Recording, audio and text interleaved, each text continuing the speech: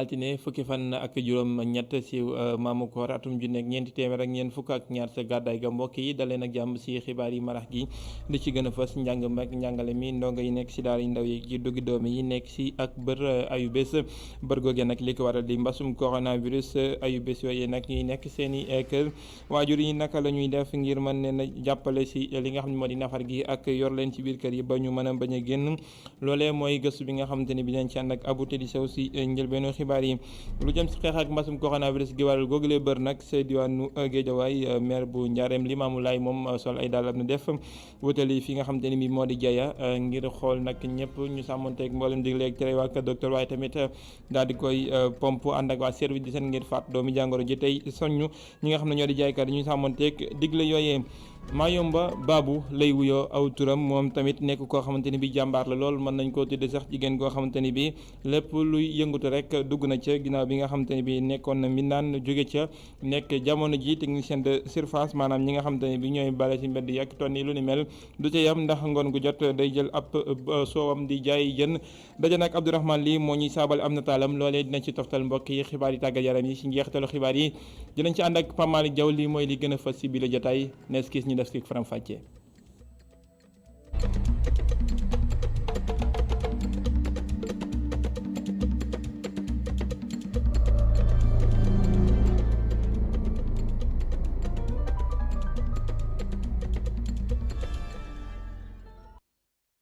benn ayu bésu bër la ndongo yi nekk jamono yi ñu nekk ci daara yu ndaw yeeg yi diggu doomi yi ginnaaw bi nga xamante ne bi gis nañu ne mbasum coronavirus mu ngay wasaaroo ci réewum Sénégal loole nag waral nag kilifa yi jël googu leen dogal ñoom ñu ngi ayu bés yoo xam ne dañ nekk ci biir kër yi naka la ñu mën a def nag ngir sàmm li nga xamante ne bi moo di seen kaaraange ci wàllu mbas mi waaye tamit lépp loo xamante ne bi moo jëm seen i nafar ñu mën leen see jàppale ñu ànd seeg gësub Abou Tedi Sow ak Cheikh Diop. ñi ngi ci jamonoy bër te waajur yu bari di ci am tiitaange ndax corona bi ak xale yu dul toog terewul ñenn ci ñoom jàpp ne xale yi mën nañu ci dabaatal seenum njàng. xale yi boo leen mayee temps rek ñu disponible rek ñu gën man sama doom yi dama leen di defal ay cours de renforcement comme ça mun leen occuper bu ñu mën a gën. une semaine yàggul bu ñu xëyee nañu fexe ba xale yi seen devoir yi nga xamante ne nii. jële woon nañ ko ci école yi ñu toog di ko def en plus ñu jéem leen a retenir ci kër yi ba nga xamante ne nii du ñu mën a génn ci ay jàng seeni leçon ak toog di waxtaan ak ñoom ñi nga xamante ne nii demuñu liggéey ci kër yi di seen yaay yi ak seen mag yeeg yooyu ñaareel bi ci des ñu suivre seen njàng mi nga xamante ne nii xawoon naa am luñ ci rate woon daaw. am na itam ay waajur yu taamu daaray alquraan yi ci jamono yu ni mel. waaw une semaine bii nga xamante ne mu ngi am. du metti ci man ndaxte nañ ko daan doxale rek lañ koy doxale bu ñu xëyee dem daara ja bu ñu wàccee ngoon li ñu war a def jàng ci njàngum nasaraan kër ga ñu def ko waaw muy ngoon gi muy suba gi ñoo ci bokk yem. parent bii nag moom gis ne télé bi mën na ko jàppale. pour les empêcher de sortir. ngir xale yi bañ a génni dañu leen di bàyyi ak télé bi ñu seetaan ay bande dessinée ak ay émission yoo xam ne ci wàllum jàng la ñuy wax ak télé école. et d'autres distractions qui empêchent les enfants de sortir. ci loolu ñu seetlu ne waajur yu bari lal nañu seeni pexe ngir xeex ak mbas mi ci ni muy lawee. Abou Tedi Sow ñu des njàng meeg njàngale mi waaye wuti ci daara yu kaw yi université Cheikh Anta Diop bu Ndakaaru ci FASEG fi nga xam ne fa la ñuy jàngee lépp loo xam ne moo di yorndil ak lu jëm ci wàllum koom-koom nag ñoom door nañu bindu ga nga xam ne moo jëm ci étudiants yu yees yi toll nañ ci 2 junni ak ñaar téeméer yoo xam ne ñooy war a bindu foofee la ñu war a jëm waaye nag mbir yi am na ay soppan ji lu ci bëri di ci waral di mbasum coronavirus bu ñu yeggee ñi nga xam ne ñoo leen jiitu foofee ñoo leen di dalal daal leen di wan fi nga xam ne fa la ñu war a jëm waaye lépp nag day egg ci sàmmonteeg mboolem tere waa kër docteur ak digle yi ak li nga xamante ne bii moo jëm si wàññi dajaloo ga ñu ànd ak ñima Sadio ak Seydina Mbaye université Cheikh Anta Diop bu Ndakaaru. ci seeni t-shirt yu weex ñu ngi ci bind accueil des nouveaux bacheliers 2021 loolu di wane ni inscription yi tàmbali na ci faculté des sciences économiques et de gestion ay jumtukaay yu ñuy raxasee loxo bokk na ci li ñu gën a ràññee ci bërëb bile. ngir bañ étudiants yi bari ci fu ñuy defee inscription yi ndax mbas mi ndongo yi dañoo jël ay mesures yu yees ngir bañ dajaloo bi. atu ren bi dafa wuteel trop ak at yu passé parce que atu ren bi feebar bee ngi fi te feebar bi luy tax muy gën a law di gën a waalante ndaje bokk na si loolu moo tax ren nag amicale FASEG ak administration ñu ne du ñu woowandoor étudiants yëpp mais dañuy woo étudiants yi par nombre par groupe étudiant balaa ñu lay woo il faut que yow nga def lépp en ligne.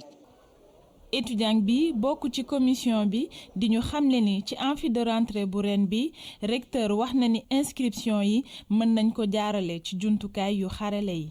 ren ji bi ñuy def amphi de rentrée nga xamante ni si laata année académique bi de démarrer lañ koy def recteur bi waxoon na ni ren ji ak situation pandémique bi inscription bi dañ koy dématérialiser loolu mooy étudiant bi li moo doon ñëw di ko def Ndakaaru da koy def sa dëkkam. nouveau bachelier bi di wax ci procédure d'inscription yi.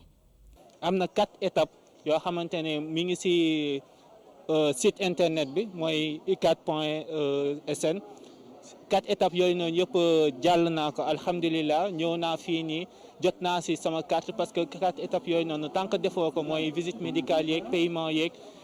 cutis yeeg yooyu noonu yëpp jàll naa ko alhamdulilah bi ma ñëwee fii nii damaa ñëw rek ñu jox ma sama carte et c'était dafa gaaw daal. inscription yi léegi dañ koy jaarale ci jumtukaay yu xarale yi ngir mën a jàppale étudiants yi ndax bañ mbas mi gën a law loolu étudiants yi di rafetlu boobu initiative ndax day tax ba ñu moytu mbooloo mi te dina tax tamit ñu gën a gaaw. ñima Sadio li waral loolee nag ak jumtuwaay yees yooye di mbasum coronavirus tolluwaayam si réewum Sénégal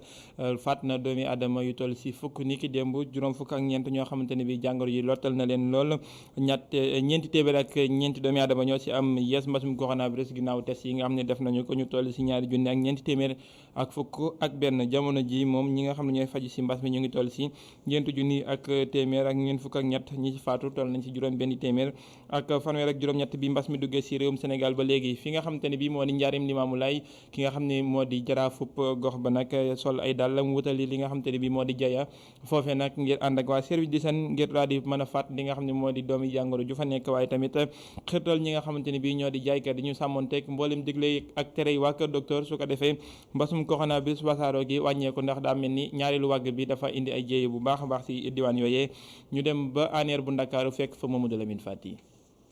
ay yoon yu amul benn nit ay magasin yu ñu tëj marché njaareem ak maam jaara bu njaareem Limaamulaay génne nañ askan wi ak jaaykat yi fi ne ngir benn bés ñu bàyyil bërëb bile ñi nga xam ne ñoo nekkee ci service national d'hygiène ngir xeex mbasum coronavirus bile. ne marché yi nañuy tëj nañu tijji 8h di tëj 5h mais dimanche nañ marché bi nañ tëj mais dimanche aussi dañuy sant ñun ñu ñëw pour pomper marché yi ànd ak suñu mbokk service national d'hygiène. ngir ñu mën a def liggéey bu mucc ayib ci xeexum mbas bile ci marché yi le mairie bu njaareem Limaamulaay ne dina jël matuwaayam ba képp koo xam ne dafa dëgër bopp ñu teg daan sa kaw. yëg naa ne am na commerçant yoo xam ne bu nit ñi wàccee dañuy jéem a toog ba timis yëg naa loolu. mais damay wax defuñu ko kenn seen bopp lañ koy def beneen bi comme dañ koo tere as gor day moytu lenn foofu laa mën a yem ci débat boobu mais di wóor te wóor mooy daañu jël ay mesures yoo xam ne képp koo xam ne règlement bi ñu tëj da nga koy teggi di nga ñu gis parce que quand même on est là pour faire appliquer la loi aussi te feebar bi moom amuñ ci masla ngir aar élèves yi nga xam ne ñoo nekkee ci école yi le maire bu njaareem Limaamulaay di wax ne rek war nañu xoolaat matuwaay yu ñuy jël ngir aaru ci feebar bi le école yi foofu laa am problème très honnêtement man problème bu ma jaaxal la parce que école yi xam nga ne xale yi fii banlieue bi dañuy toog par ñett par table toog ñeent par table ba beneen bi aussi mooy mesure barrière yi ñu waxoon ne nañ ko teg en tout cas fi ñu toog wàññeeku na man vacances yi laa war a profiter encore pour dajeeg les chefs d'établissement pour réunion ak ñoom parce que dañu xaw a bàyyeeku mais bàyyeeku bi aussi dafa am lu koy expliquer parce que da ngay xëy am école 3000 élèves nga war rangloo élèves yi 8 heures pour ñu takk seen masque raxas seen loxo ñu teg leen thermoflash ñu war a dugg c'est très compliqué parce que en général boo koy def chef d'établissement boo koy def dina perte benn waxtu wala ñaar donc y a des problèmes techniques yoo xam ne il faut ñu am courage xool ko. bu ñu jógee ci yee askan wi naka la ñuy mën a def ngir jël seen matuwaay ngir xeex feebar bi lee ci kër gi lee gannaaw ga jublu nañu ci marché yi ak fii nga xam ne nit yi dañ fay tàmm di daje nekk ci commune Njaareem Limaamulaay ñoom rek bëgg a tere feebar bi lee rawatina ñaareelu vague mbas coronavirus bi lee mu dugg ci dëkk bi lee. Mamadou Lamine Fati docteur Cheikh Gueye mi maire bu Djiddah Thiaroye Kaw moom li mu jàngat moo di dafa mel ni si gis-gisam nguur gi jàngul dara ci wàgg bu njëkk ba ndaxte am na ay ndogal yu bëri yoo xam ne jëloon nañu ko te bu fekkoon ne am na luñ ci jële woon ci njàngat rek ñaareel wàgg bi jafe-jafe yi ñu am dëgg mën nañ koo bañ a am moom mi nga xam ne nag xeltukat la ci wàllum kaw gi di environnement del si waat na si li nga xam ne moom lañ juppee grippe aviaire di grippe bi nga xam ne moo jàpp njanaaw gi indi fi jafe-jafe li mu gis moo di dafa mel ni nguur gi daa am ay woyofal yu bëri yoo xam ne def na ko ci waral am na ay jumtuwaay yoo xam ne jëruñu ko moom moo nekkoon ganu ko Tok Sénégal docteur Cheikh Gueye laaj ak tontu doxoon digganteem ak mi ngi Maram Ndiaye. mbas mi di coronavirus mu ngay gën di lëmbee réewu Sénégal ndaxte bilangu tay bi mi ngi ñuy xamal ni lu toll ci juróom-benn téeméer ak fanweer ak juróom-ñett doomu aadama ñoom ñoo si ñàkk seen bakkan mu doon lu jéggi dayo suñu sukkandikoo ci maire bu Djiddah Thiaroye Kaw moom nag dafa jàpp ni nguurug Sénégal la mu jàng ci vague bu njëkk ba tarew ko ci deuxième vague bi. oui je pense que ci deuxième vague bi mu ñëwee dañoo tiréwul les bonnes leçons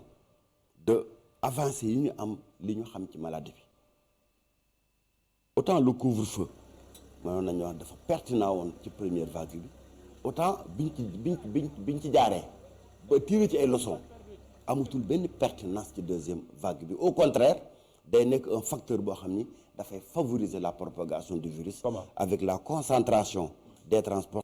mu doon mbir bu jéggi dayo ci réew Sénégal nga xam ni gannaaw mbas mi di coronavirus dafa war a jàmmaarloog beneen jàngoro muy grippe aviaire moom mi nga xam ni xam-xamam dafa màcc ci wàllu environnement ma ngay jàpp ni dogal yu ñu njëkk a jël du woon yu baax ya.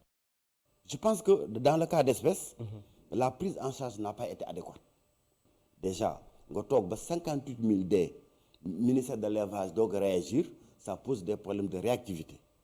Deuxièmement, ñu abattre nañ les 42 000 ya fa desoon le protocole en la matière mooy une fois que un cas est déclaré 3 à 5 kilomètres à la ronde 3 à 5 kilomètres la ko wër lépp lu fay volaille dañ ko war abattre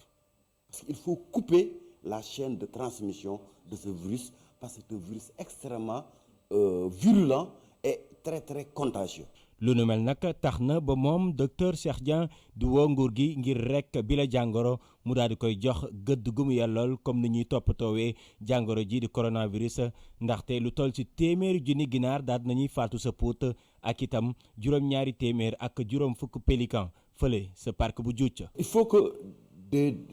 ces questions elles soient prises au même titre que effort yi ñuy def ci coronavirus benn bi mooy le gouvernement doit d'abord dégager un fonds d'indemnisation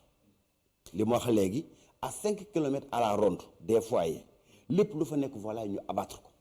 kooku on n'a pas d'autre choix c'est le protocole bi nga xam ne moom la ñuy lutter contre la grippe aviaire mais par contre pour que les populations acceptent du ñu nëbb seeni volaille il faut qu'ils soient sûrs que gouvernement bi dafa leen di indemniser.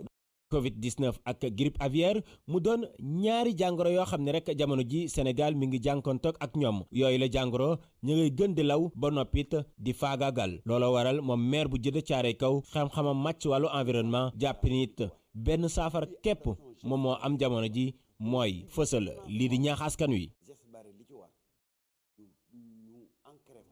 ni ngi madame Ndiaye du ñàkk def ngeen joyanti docteur Cheikh Dieng la du Guèye moom ba léegi ñu des ak moom lu jëm si wàllum politique nag lu jëm si daal di lëñ bët lii di fichier électoral bi di audit bi ñu ci war a def nag parti démocratique sénégalais bi nga xamante ne bii moom mooy chargé élection yi foofee moom nee na li nga xam ne sàkku nañ ko moo di bokk si ñi koy lëj bët dafa mel ni seen sàkku tef googee nag jëriñ jër wàllum biir réew mi ba nii dana daal di bañ a faale te loolee nekkul loo xamante ne bii dina doon lu baax buñ ko defee ba ñu yegg si daal di nangu loolee ñoom duñ ko nangu ba mukk si boobu lay fichier nga xamante ne bi ñu ngi koy lëj mat jamono ji ay kàddoom ba léegi moom docteur Cheikh Dieng ñu teewlu ko ak mi ngi Maram Ndiaye. d'ores et déjà le PDS rejette lépp loo xam ne day génne ci audit fichier électoral bi audit processus électoral bi nous pensons que c'est encore une manipulation que le président Macky Sall est en train de faire pour endormir la communauté internationale mais ku am bët am nopp dëkk Sénégal di xool di gis di dégg xam ni waxu élection waxu nu ñuy jubbante élection mënoo ko def Sénégal te boolewu ci PDS. Maintenant on n'a pas eu de réponse officielle évidemment le ministre de l'Intérieur fait la politique de l'autruche mooy mbët buy nëbbatu day jël bopp bi def ko ci biir pax bi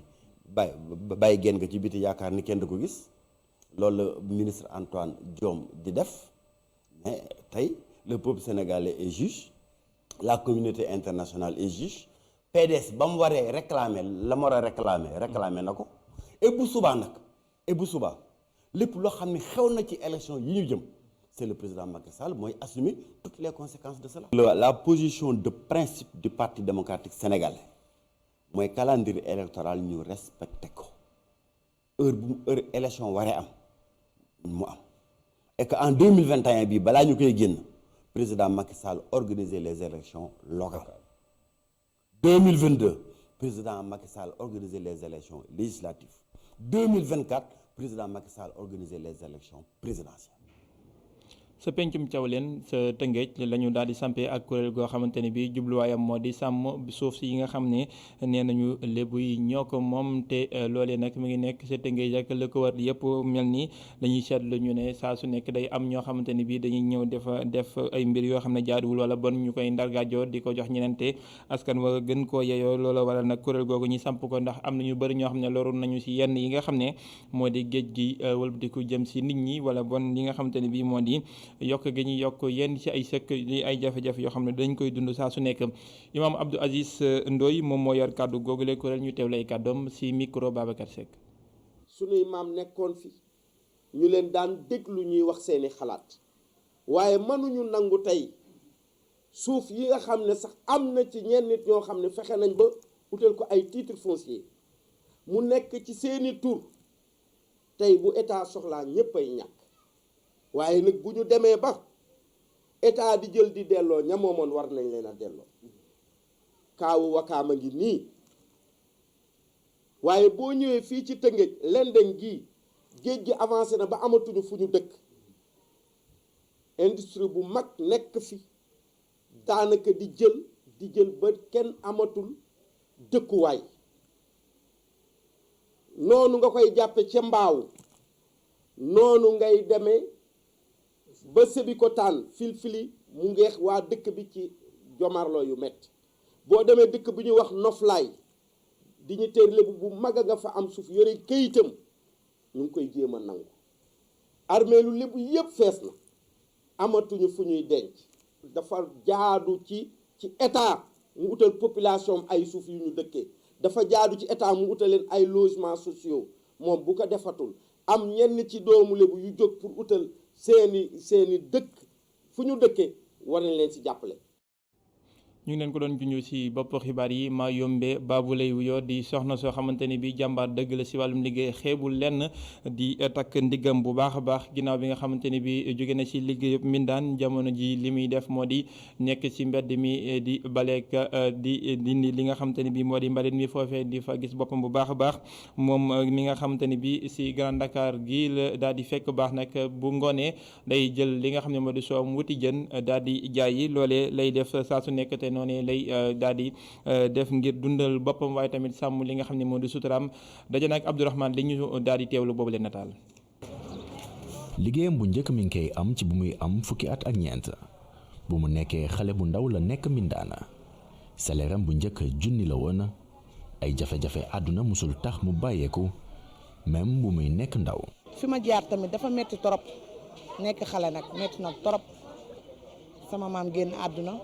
ma commencé liggéey ci ay kër liggéey mbindaan jaar naa ci def naa ci presque ay 6 ans 7 ans di ko liggéey nekk ci torop nag fier ci nag lu ma doon di xëy dem liggéey jël sama saak xëy liggéey ci. Mayombe yemul woon ci métier boobu ay produits cosmétiques itam daka daan jaay li ko soxaloon rek moo nekkoon waa këram bañ a soxla dara loolee waral sax mu dugg ci bile métier wu balekat. ma gisaat sama patron koo xam ne nijaay la ci man daal. ma gis ko mu yor affaire de balay ma ñëw expliqué ko mu ne ma da ngay dem ci maire ci Jean Diouf Patis ba ma demee moom tamit wax ko sama soxla mu diis mu ne boo xëyee indi sa photocopie carte d'identité ci la ma jëlee ci laa nekk fii ci liggéey bi. ay 8 heures xëy naa 8 heures bu ma xëyee bay 1 heure ñu wàcc. muy métier bu muy def te rusu ci dara mu ni niki bile beneen métier bu muy def niki bu juróomi waxtu ci ngoon jotee muy njaayum jën ci yaayam la ko jëlee mu ni. tey jii ak doomam ji fexe na ba def ko benn entreprise bu ndaw buy sukkandiku si lu bëri si jumtukaayu xarale yu yees yi. dama bëgg am na heure yoo xam ne boo ñëwee dama fi fekk temps bi danga may woo su ma ñëwee man damay jël sama jën dugal ko esati léegi bu ñu ñëwee gars yi mën kaa mën a gis bu ma xam ne bu ma ko dugaloon après dinañ xool temps bi ban heure laa ñëw dinañ xool ndax whatsapp bi sama taale sama connexion rek bu jàllee dinañ xam naa jën. waaw sant yàlla moo ngi dox bu baax a baax. ay clients yu jógee fu ne ndax jumtukaayu xarale yu yees yi ak it yenn xame yu mu am yenn saay mu bàyyi fi njaayam gi ngir dem gisi ay clients am. yenn saay damay bàyyi liggéey maire bi dem Baobab jaayi jën bi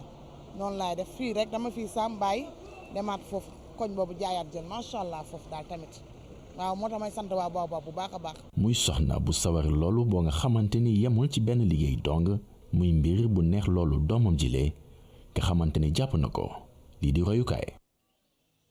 jaajëfal ko Abdourahmane Ly maa yomba bëggul benn loon lu yomb mu ngay takk sërëm di liggéey ñu def ab tënk laataa ñuy dem si xibaar tàggat yaram yi soxna si di Aminata Lo Dieng nekkoon jëwriñ di jamono yi président Abdoulaye Wade nag yóbbu nañ ko sa kaso ba mu ngi si mandat de dépôt ginnaaw bi nga xamante ni bii nag liñ koy toppee moo di dafa violé li nga xam ne moo di couvre-feu bi waaye tamit yëkkati ay kàddu yoo xam ne jaarul yoon teg ko ci ab takk der boo xam ne mooy liggéey ak ki nga xam ne moo di njiitu réew mi président Macky Sall jamono ji nga xam ne takk nañ ko loxo nag ni ki bërki dem si week-end bi la couvre-feu bi waxtu wi nga xam ne tere nañu ñëpp génn la doon génn di yor otoom loolee lañ ko toppe woon si enregistrement boo xam ne takk der ba mu doon waxal moo ko amal loolee nag nekk na loo xam ne la siiwal mbir mi lii mooy li nga xam ne lañ leen indiloon si bii la jotaay ñu def li nga xam ne moo di xibaar yi tàggat yaram yi.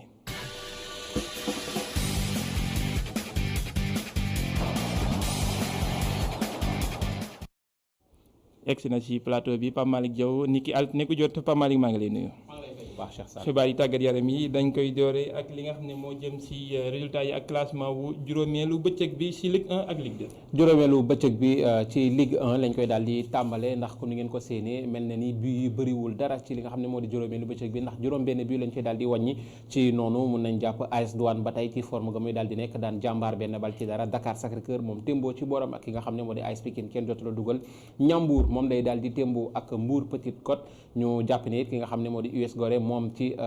duel des relégables moom dafay daal di daan ki nga xam ne moo di ñaari tali benn bal ci dara Génération Foot témboo ci digganteem ak Casa Sport Teungueth FC ci choc bi ñu doon xaar ci bëccëg bi finalement day daal di daanu ci digganteem ak Jaraaf mi ko daal di fekk si daan ko ñaari bal ci dara ak ñaari penalty wu ki nga xam ne ni moom moo di Madické Kane Stade Mbour ci borom daal di témboo ak ki nga xam ne moo di Cneps Excellence 0 but partout loolu lay waral ci classement bi mel na ni ki nga xam ne moo di jàmbaar moom ma nekkoon ca bopp classement ba tey moo cay daal di des waaye jamono ji day tolloo poñ ak yile ñaar di Teungueth FC ak Jaraaf ñoom ñi nga xam ne ku ci nekk fukki poñ ngay daal di am AS Douane moom may ñuy wax ni ba tey ma ngi ca forme gu jéggi dayoo moom moo leen di jege ak juróom-ñeenti poñ ñoom daal di am ci digg table bi daañu am équipe yu mel ni Ñambour bi nga xam ne moom jamono ji moom dong moo amagul défaite ci li nga xam ne moo di championnat bile dina ko àndee ak Casa Sport Cneps wala Stade Mbour ñu nekk ci digg tableau bi te jamono ji ña nekkoon ca zone rouge ba ñoo cee daal di descendi moo xam US Gorée ak ñaari tali bu fekkee ni li nga xam ne moo di Ligue 1 juróom benn but la daal di wàññi ci wàllum Ligue 2 but yi mel na ni na mu fa daan demee la fa daal di demeewaatee ndax but yu bëri lañ cee daal di wàññi ñu jàpp ni Amitié FC moom dafay daal di daan ki nga xam ne moo di Africa Promo Foot benn bal ci dara Kër Madior fekk si jamono Fatick dóor ko li nga xamee ni moom moo di benn bal ci dara kii nga xam ne moo di Demba Diop mi doon daral EJ Fatick daan ko li nga xamante ni moom moo di kon ñaari bal ci dara naka noonu ki nga xamee ni moom moo di Renaissance FC daal di Renaissance Dakar daal di daan Thiès FC li nga xam ne moo di ñaari bal ci benn ki nga xam ne moo di Sonacos moom day daal di témboo ci digganteem ak US Sport ku ci nekk daal di dugal ñaari but ki nga xamante ne moom moo di Guédiawaye FC moom kon day daal di témboo ci digganteem ak ki nga xamante ne moom moo di Duc ku ci nekk dugal benn but ak ki nga xamee ni moom moo di Linguère moom may leader daal di daan ki nga xam ne moo di US Ouakam benn bal ci dara ci noonu ngeen wàññi ci fukki but ak ñeent ci li nga xam ne moo di Ligue 2 bi loolu lay waral ci classement bi Linguère ba tey moo daal di des ci bopp classement bi ak ñetti poñ yu muy rawee Kër Madior ak ki nga xam ne moo di Amitié FC maanaam Linguère fukki poñ ak ñett lay am kii di Kër Madior ak Amitié FC am ku ci nekk fukki poñ tableau bi seen ngeen noonu ñii di Sonacos US Ouakam Guédiawaye ba ci ki nga xam ne moom moo di Renaissance Dakar ñoom ñi la zone rouge bi Cheikh Sall ñu jàpp ci ki nga xam ne moo di Jamono Fatick ak Africa Promo Foot ñoo cee daal di ne. jaajëfal ko Pape Malick Diaw si les résultats tukkee si Ligue 1 bi ak Ligue 2 bi ñu wéyandi jotaay bi ak li nga xam ne moo jëm si waa Africa Goal ak jàpp SA yi nga xam ne dañuy waajal ab lël diggante fukki fan ak ñett ci weeru février loolu yëpp nag ngir lu suqali football si déndu Afrique. mu wokk ndax ñoom kat jàpp nañ ne li nga xam ne moo di Afrique mel na ni day toppandoo lu ci bëri li nga xam ne moo di football googee am ca Europe ak compétition ya fay daal di am ndax jàpp nañ ni ñoom jamono ji war nañ mën a waxtaan xool sukkali bu baax football Afrique te africains yi di jël ay décision ci li nga xam ne moom moo di football continent gile ci noonu ki nga xam ne moom moo di Jamil Faye doxantu woon si locaux yi niki tey yu E-Media yëkkati ci ay kàddu ndax moom moo di initiateur boobu le projet ak président li nga xam ne moo di jàppoo SA mën nañu ko teewlu kon ci micro ITV. waaw loolu boo xool tey ñu xool mën naa ne continent yi nekk si monde bi yëpp muy juróomi continent yi bu nekk da ngay am say conférence boo xam ne at bu nekk nii dañuy toog di waxtaane affaire football nan lañuy fexe ba football bi jëm kanam ak loolu loolu nag lañ doon xool xalaat si gëstu si ñu ne aussi war nañu mën a taxawal conférence mel noonu si Afrique boo xam ne africain ñoo koy organisé ñu tuddee ko Africa Football ñu ko nar a amal fukki fan ak ñett si weeru février bi mu nekk conférence boo xam ne tey bëggoon nañ ko def sax boo xoolee ba xool Égypte lañ ko doon bëgg a defee mais ak pandémie bi am moo tax mënuñ ko def si benn dëkk ñëpp toogandoo si benn salle ñu def ko nag mu nekk loo xam ne ku nekk da nga si mën a bokk boo ubbee sa ordinateur wala sa téléphone si site bi ñuy wax www.africafootball.com ñu indi ay experts yoo xam ne dañoo nekk ci 5 continents yi ñu xarañ ci wàllu football ñii ay président de club ñii ay entraîneurs ñu ràññee ñii ay anciens footballeurs ñii ay président de fédération ñu toog waxtaan xalaat nan la ñu mën a def ba football africain bi gën a dem kanam waaw ku nekk li ngay def sa dëkk nga génn ko keneen tamit génn leen ñu wecc ci xalaat ba ku nekk booy ñibbi nga ñibbeeg dara loo xam ne dina la mën a jëriñoo. Jamil Faye ba léegi àdduna si li nga xamante ne bii nag moo jëm si candidature Maître Augustin Senghor ci CAF waaye tamit digganteem ak Ahmed Yaya. mu ngoog yëkkati na ay kàddu comme ni nga ko waxee jëmee ko ci candidature Augustin Senghor ndax jàpp na ni gannaaw li nga xam ne moo di dellu si kii di Ahmed jàpp na ni ba tey moom Augustin Senghor nii candidat yeneen yi amee chance noonu la amee chance moom mi la di doomu Sénégal waaye nag gannaaw rumeur yi nga xam ne jàpp nañ ni moom Jamil Faye ci ginnaaw ki nga xam ne moo di Ahmed Yaya la daal di nekk mooy candidat boobee nekk ca Mauritanie moom nag daal di na koy raxas ba mu seet jàpp ne rek li nga xam ne moo di Ahmed Yaya xaritam la te yàgg nañoo ànd di liggéey waaye ba tey jàpp na ni buntoom ibbi na ko ndax bis bu ko Augustin Senghor fëggee daañu toog waxtaan ñu teeluwaat ko moom Jamil Faye. Je pense que ne Augustin am na chance comme ni ñeneen ñi amee chance parce que bu demee ba doog si biir xalaat ne boobu mën na si bokk c'est parce que aussi estimé na chance am maintenant nag ndax moo ëpp chance ñeneen ñi wala ñeneen ñoo ko ëpp chance loolu campagne bi rek moo ko mën a génne te campagne bi soog a commencé tamit te ñëpp génneeguñu seeni li nga xam ne moo nañu bind seen téere il faut ñu xaar tuuti ba si ba ñu dem si kanam ñu soog a wax ne chance yi nii la toll wala nee la toll. Ahmed Yaya nag du loo xam ne ñu koy nëbb depuis 2011 bi ma FIFA njëkk a yónnee pour ma jàppale ko si liggéey mu doon def fédération ba ñu koy continuer ba tey donc loolu dafa di loo xam ne du lu ñuy nëbb loo xam ne réalité la te am nañu relation yoo xam ne comme ni ma ko waxee ute naag relation Augustin Senghor mais nag di dem ba ne damay nekk di ko jàppale wala nekk si campagne. sa xarit nag bu la laajee sa xalaat am nga droit ne ko lii laa xalaat ak lee laa xalaat ki la laajul nag mënoo ko jox xalaat mais Ahmed sama xarit la su may dem Mauritanie tamit dañuy toog di waxtaan fu ma nekkul Mauritanie dañuy toog di déggante donc loolu moom mooy li nga xam ne mooy réalité bi tey su ma wooyee ñu waxtaan mais xam nga aussi suñu defee ni ñuy wax ay si moom lu nekk dana ko su ma wooyee peut-être man ku ma munti woo man am problème Augustin dañu amoon ay relation yoo xam ne mun naa ne si ñu yore football bi fii ñi nga xam ne relation yi gën a dëgër la amoon ndax moom ñoom si la bokkoon. waxtu wi jot na ngir ñu def ak wërngal nag si li nga xamante ne bi moo di gaynde réewum Sénégal yi nga xam ne ñoo nekk biti réew Pape Matar Sarr mel ni nag moom confirmé na ak waa Metz waaye Mbaye Diagne it dëggal na fi nga xam ne moo di Premier League bi mu ngoog Pape Matar Sarr boobee nga tàmbalee ci la ñuy dooree li nga xam ne moo di wërngal ko pour Europe ndax moom mi le ni ki week-end gii lee dafay daal di dugal ca club boobee di Metz ci noonu jàpp amit li nga xam ne bu baax a baax moo di ab temps de jeu Moussa Djité moom ca Grenoble moom it ma ngay daal di wane boppam naka noonu Amath Ndiaye Diédhiou moom mi nga xam ne mel na ni ci taxawaayu sauveur la taxawee li nga xam ne moo di équipe am boobee di Majorque ca Angleterre. Sadio Mané moom li nga xam ne dafa daalul di jouer kii di Mbaye Diagne moom wane bu baax a baax tànkam nga muy indi ca Angleterre ndax gannaaw ñaar fukki simili yi mu amal jot na cee am li nga xam ne moo di ab passe décisive ci noonu mun nañ ci ànd ak Cheikh Diop. France la ñuy tàmbalee foofee Pape Matar Sarr léegi bokk na ci joueurs yi nga xam ne ñooy nekk ci 11 bi ci Metz yamu ci ndax ay bés bii dugal na bitam bu njëkk ci ndam lu yaatu lu ñu am seen digganteek Brest ñeenti bal ci ñaar Papa Ndiaga Yadis dugal na benn ci biti Boulaye Dia moom dugalul ay bés bii waaye équipe am bii di Reims moo dem ci Méno fekk fa Habib Diallo ak Montpellier daan ko benn bal ci dara moom it titulaire la woon jongante boobee ci 2e division bi Grenoble moom daa dem fekki Ajaccio daan ko ñaari bal ci benn donte ne Moussa Djiri sax dugal na benn bit Guingamp moom it daanu ci digganteeg Po ñetti bal ci ñaar waaye Yannick Arthur Gomis dugal na benn bit ci booru Guingamp Amiens bu Amadou Ciss ak recrue bi nga xam ne moo fa ñëw di Racine Coly ñoom dañoo dalal waaye ñoo daan Châteauroux benn bal ci dara ci 2e division bi Amath Ndiaye Diédhiou moom moo may ndam Mallorca seen digganteeg Girona ndax moo dugal benn bit bi ba jongante bi desee ay simili dong ci Angleterre la ñu wutali foofee ba mu fa ñëwee sax deful ñaari fan Mbaye Diagne tàmbali naa wane boppam te West Bromwich Albion moo joxe benn passe décisive bi tax ñu témboo ak Fulham ku nekk dugal sa moroom ñaari bit Crystal Palace ak Cheikhou Kouyaté ñoo daan Wolverhampton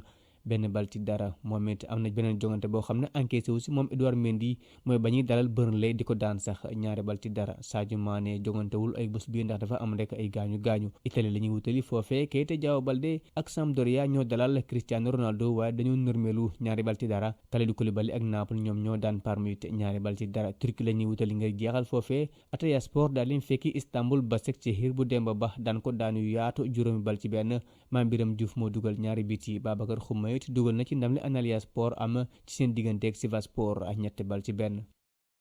tey jeexal xibaar tàggat yaram yi ak geneen gaynde di Pape Abdou Cissé moom nag yegg na fi nga xam ne moo di France si ñi nga xam ne ñoo waa Saint-Étienne. yegg na moom Pape Abdou Cissé ba ni ki tey sax la daal bu njëkk foofee ca Saint-Étienne ni ki week-end gi ñu jàpp ni qualifié wul woon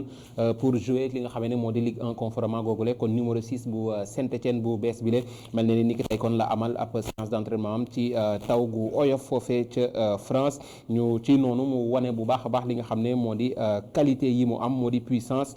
qualité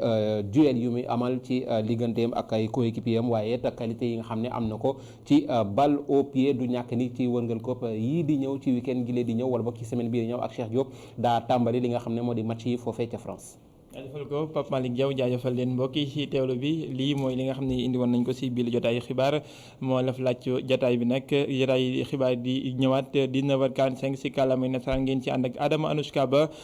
la total di wéyande ak Cheikh Hasana Fall jërë ngeen jëf.